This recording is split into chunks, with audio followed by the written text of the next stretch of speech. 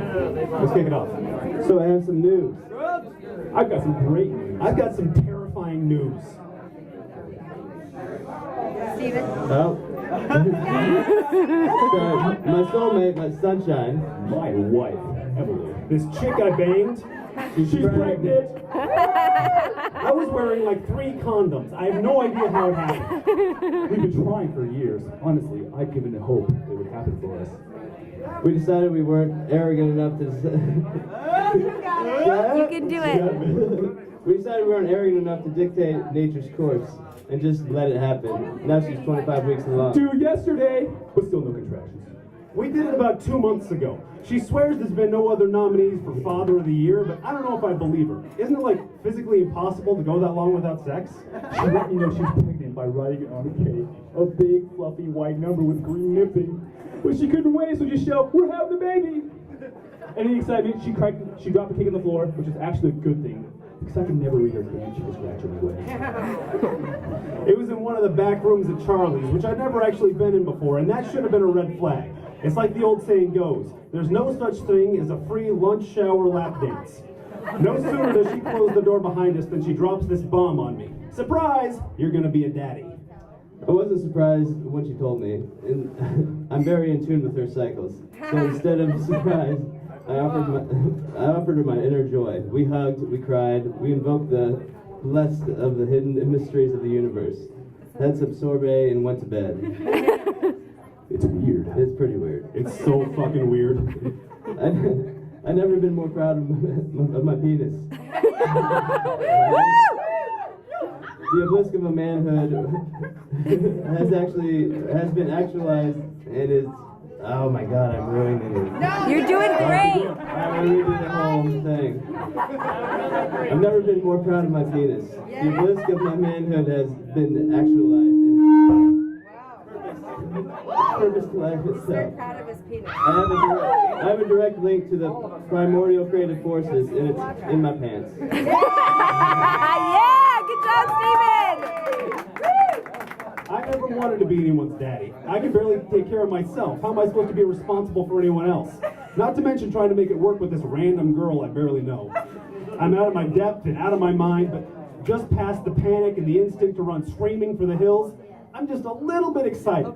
Terrified, but excited. Honestly, I thought I'd be more excited. It's the next big step, right? Life-changing news, happiest time of my life. But all I can think of is how we'll juggle the finances with the extra mouth to feed, extra butt to bathe. I keep waiting for that wave of euphoria. I'm starting to wonder if it'll actually come. It's hard not to be freaked out. I built a good life, one I'm happy with, and it's all gonna change. People say it's all for the better, and maybe it has been for them, but what if it's different for me? What if they can't admit just how terrible it is? It's just a conspiracy of misery waiting under their side. And that's just one thing I'm worried about. There are so many things to worry about. Yeah, just start with I'll never trust a condom again and work your way up from there. Babies are pure potential, and potential is just another word for unknown. You know what they say about the unknown. Yeah, the unknown scares the ever-living crap out of me. What if he's deaf? What if he's Republican? What if he's a she? What if I'm not ready? What if I'm not ready? What if I'm not ready? What if he doesn't survive? Oh shit. What if the mom doesn't survive? What if our marriage doesn't survive? What if the beginning of his life is the end of mine? What if it doesn't love me? What if I don't love him? But I don't spend long on the kind of negativity. I got enough problems that actually exist without inventing more. Those questions will eat you up until you're hollow. Or crazier than when you started. So you've got to fill your spirit with something else. You just gotta focus on the good, even if it takes an electron microscope to find it. Playing catch in the backyard. Reading books before bed.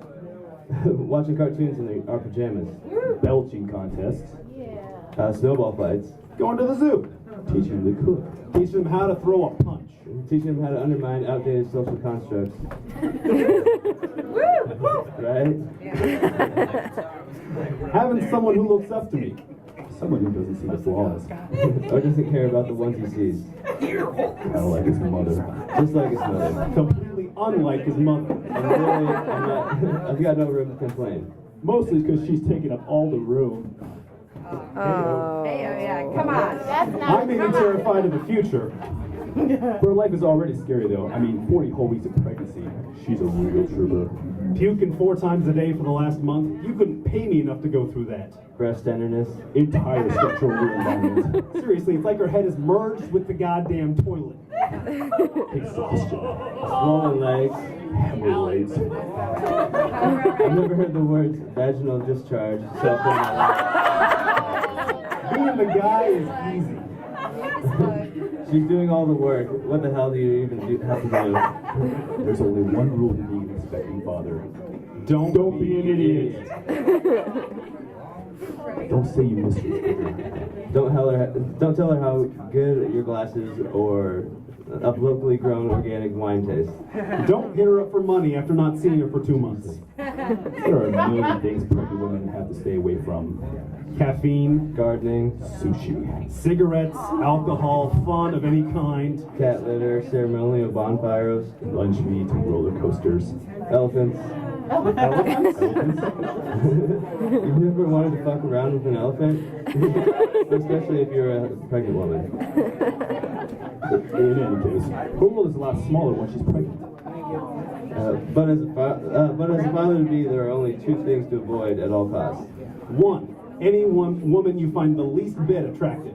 It doesn't matter if it's a new IT manager who thrives on her touch. Or if you seek out the inner beauty of every woman in your life, regardless of physical manifestations. If your girl catches you so much as looking, you might as well put on your comfy pants, throw another log on the fire, and settle in for a long, cold winter of crying and bitching. And the other thing to avoid, know-it-all parents. I keep getting all these unsolicited pieces of the dice. Sleep while you still can. Get out while you still can. Have sex while you still can. Oh man, the sex. The sex. The sex. Woo! It's so Hot. Challenging. Hot. emotional. It's such a heightened experience. It's not just your bodies anymore. Oh Jesus, I am just. You got it. You're doing it. Feel Yeah, okay. Feel. Emotional. It's such a heightened experience. It's not just your bodies anymore. Your entwined souls. It's like this is how it's happened. This is how process of creating life is. I love it. It's a process, all right. A week of internet research, 17 pillows, half a bottle of lube, 45 minutes to talk to her to get into the cast. No talking, no eye contact, just pure crazy primal rage fuckery that ruins hotel rooms and futures. Of course, we haven't done it since that one night, but it's not like pregnancy changes anything. Pregnancy definitely changes things. Everything is different. I don't know what I'm doing anymore. You just gotta be flexible. She's just so damn flexible. You can try other things that aren't physically possible. Perspectives on sex. New positions, Any position. Every position. tantric sex. Oral sex. Anal sex. Woo! Don't be an idiot. Don't be an idiot. The sex is an important thing, but in the end, it's only one thing. Eventually, you'll go after doing it like one of you didn't know, the swallowing a bowling ball. So it's important to focus on the other big challenge of hitting you. Parenting. There are so many options. We have to find what works for us. Both of us. For all 3 of us. Things like cloth diapers, Disposable diapers. Don't care. breastfeeding, Bottle feeding. Don't care. Circumcision. absolutely no genital mutilation. Not Jewish. Don't care. At-home doula, State-of-the-art medical facility. Dr. Larry Stanwyck down on 15th Street. He's got enough hair hanging out his ears to braid a rope, but he cares about his patients, and that makes him a goddamn national treasure. we're gonna have to bury placenta and use it to plant a tree. Yes. We thought about eating it, but then we heard it's high in gluten.